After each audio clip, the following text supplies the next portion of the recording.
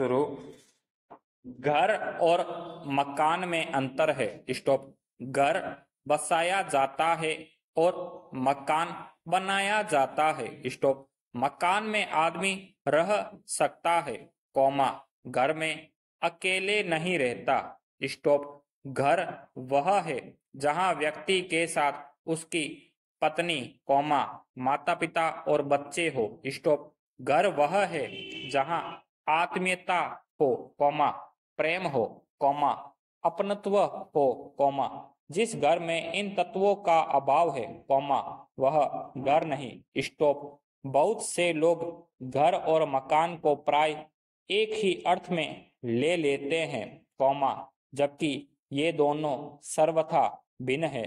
Stop. Cement, comma, बजरी, comma, ईंट से निर्मित कोई भी इमारत, कौमा, अथवा लकड़ी से निर्मित इमारत एक मकान तो हो सकती है, कौमा, लेकिन वह घर हो ऐसा आवश्यक नहीं है। स्टॉप।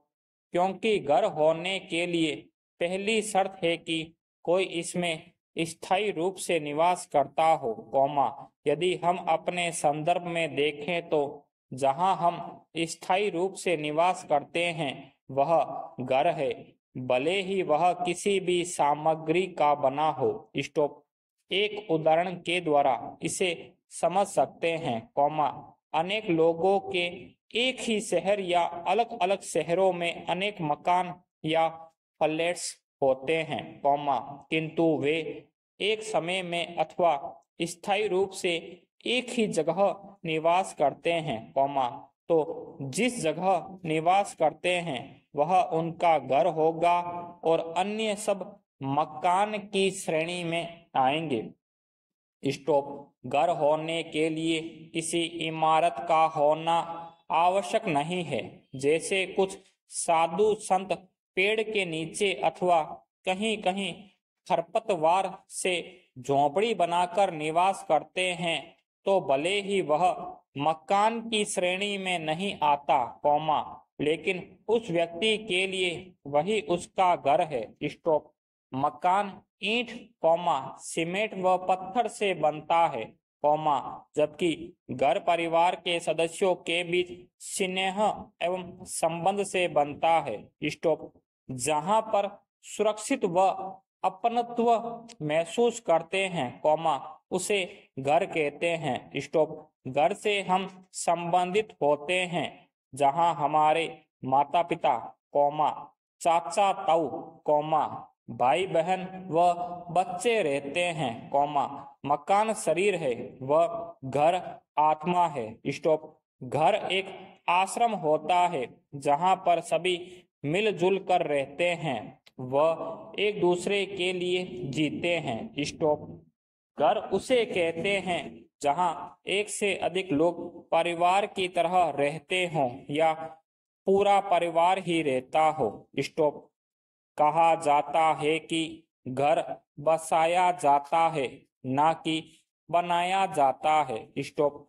घर में एक इंसान नहीं रहता, कौमा, वहाँ कई लोग रहते हैं, कौमा, जिनका आपस में एक दूसरे से काफी लगाव होता है। स्टॉप। घर वह है जहाँ व्यक्ति अपने पति, कौमा, पत्नी, कौमा, बेटे, कौमा, बेटी, कौमा, माँ बाप, कौमा, भाई बहन के साथ रहता है, कौमा, जहाँ लोगों की भावनाएं एक दूसरे से जुड़ी होती है और एक दूसरे के सुख दुख में हाथ बटाते हैं। स्टॉप। मकान वह होता है जो चार दीवारों से बनाया जाता है, कौमा, जिसमें जरूरी नहीं कि पूरा परिवार रहे। स्टॉप। उसमें एक व्यक्ति भी रह सकता है या फिर वह भी ना रहे, तब भी मकान मकान ही कहलाता है। स्टॉप।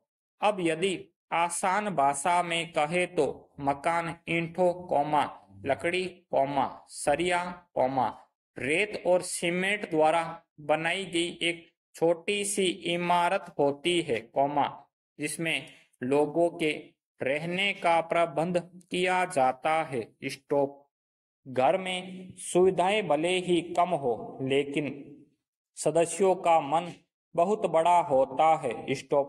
घर के सदस्य एक दूसरे के लिए त्याग कर खुश होते हैं। स्टॉप।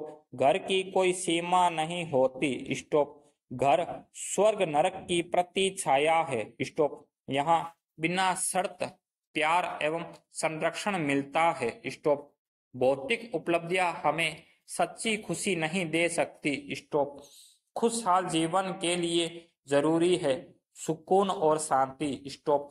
घर में जब प्रत्येक सदस्य दूसरे के लिए त्याग करने को तत्पर रहे, उसका अपना स्वार्थ दूसरों के स्वार्थ के साथ जुड़ा हो, एक की पीड़ा सबकी पीड़ा और एक की उन्नति सबकी उन्नति बनकर प्रकट हो, तब समझना चाहिए कि हम पारिवारिक जीवन यापन कर रहे हैं। स्टॉप। दूसरे हमसे अच्छा खाए पहने, घर की सुख सुविधा का उपयोग पहले दूसरे लोग करें।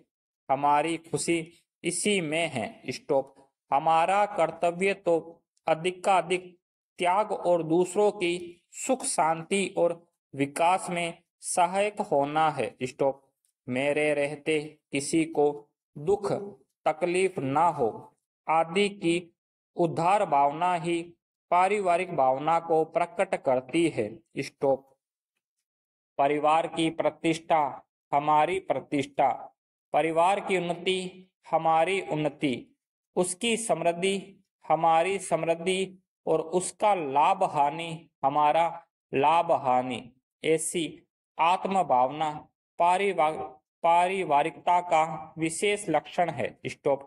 हमें कोई ऐसा काम ना करे जिससे परिवार की प्रतिष्ठा पर आंच आए। स्टॉप। किसी सदस्य पर कोई अवांछनीय प्रभाव पड़े, कौमा, परिवार की उन्नति में अवरोध उत्पन्न हो अथवा उसकी समृद्धि एवं वृद्धि में प्रतिकूलता आए, कौमा, ऐसा सतर्क भाव ही तो पारिवारिकता कहा जाएगा। स्टॉप। पैरा। पारिवारिक सदस्यों में जब तक समर्पण, कौमा, त्याग, कौमा, उत्कर्ष का भाव बना रहता है, तब तक उसकी सुदृढ़ एकता को आंच नहीं आने पाती। स्टॉप। परिवार में रहने वाला प्रत्येक सदस्य कर्तव्यों को प्रदान और अधिकारों को गौण मान, कौमा, अपनी नहीं दूसरों की सुख सुविधा को प्राथमिकता दे तो आपस में मन मुटाव तथा विक्षोभ की स्थिति उत्पन्न नहीं होगी। स्टॉप। उदारता, कौमा, सहिष्णुता का समावेश दैनिक जीवन के प्रत्येक क्रियाकलाप में रहना चाहिए। स्टॉप।